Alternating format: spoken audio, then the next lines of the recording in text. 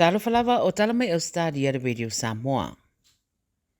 O tu ina tu nei Ausetalia se whaaringa whaatu la fono i le Twitter, ma whaatonu ina i le tu wane se whaamatalanga pe o whaapewhea ono lātou whaafetawia, nisi o whaamatalanga de manuia o lo whai atu i lungo le lātou platform. O le E-Safety Commissioner i Ausetalia, Judy Inman Grant, ia tā ua mauane nisi whaasea whaopopo e whaatatau i whaamatalanga atangi eilangona leita i lungo le Twitter i te tonu le se fururua masina ua tuanai. Na amata ona si itia leo whai o whaasea,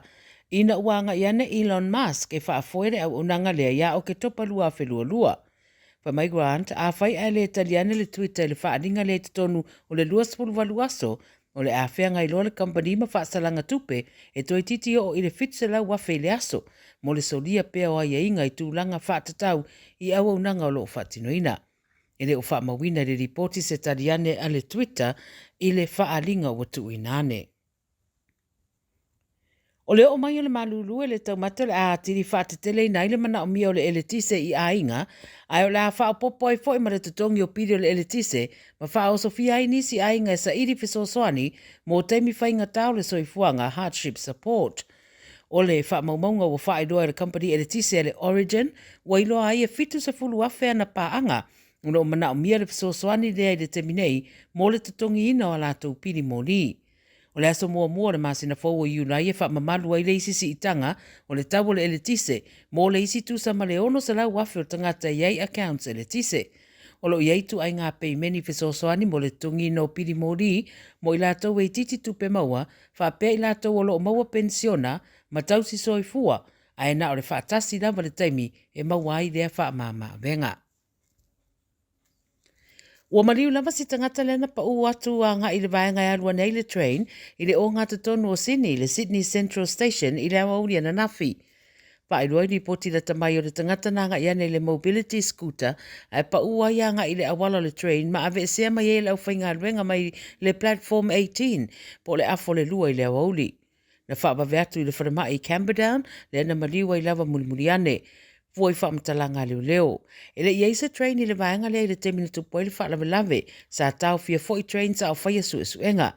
O se whaamatalanga ma le Transport for New South Wales o ta wai o le lata i le afo le tolu i le awauli na toe whaawa waifeo ingo ano foafi ma fautua i nai foi le atunu u i whaatuai. O lo su epe ai se ale mafua anga le whaale tonu na tūrai mai a le Station Leo Central e tau lai uma iei feo inga tangata i sini mai mā tele lawa i na tumu ma pisi i aso te tasi.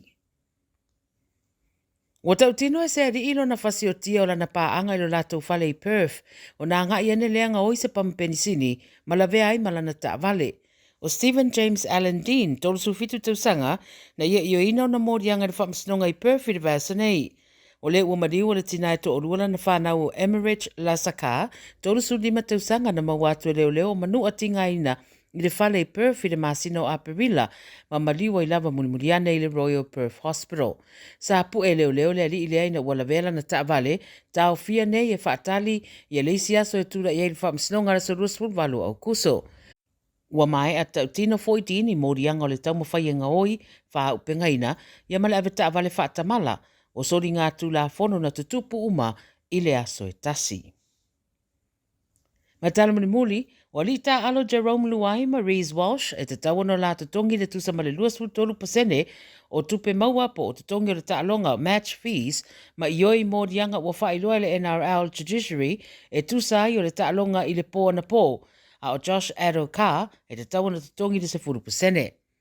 O le taalonga na manatu nisi o le awhina waile la nuana mo sa lato malo e tutusa i le taitasi, pe i taina ese le tūranga na iei le taalonga le malosi mai o le whinau a le Maroons, mo lato to e manu malo i nai le taalonga luna lua o le series, ia ma ua mauti noa i fo i le siamu i le State of Origin lua afe lua sfurtolu e ui ele i mai a taalonga. O le whtawinga muli a stete lua ua whaturanga i le aso se furu lua o le masina fau o Iulai, a o ai o le taalonga Queensland e tolu sururua New South Wales e ono ma le toe whaatari ai le lua afe lua sfurfa pe toe oso ai se la. Tala nā le Radio Samoa mo le neia sotofi.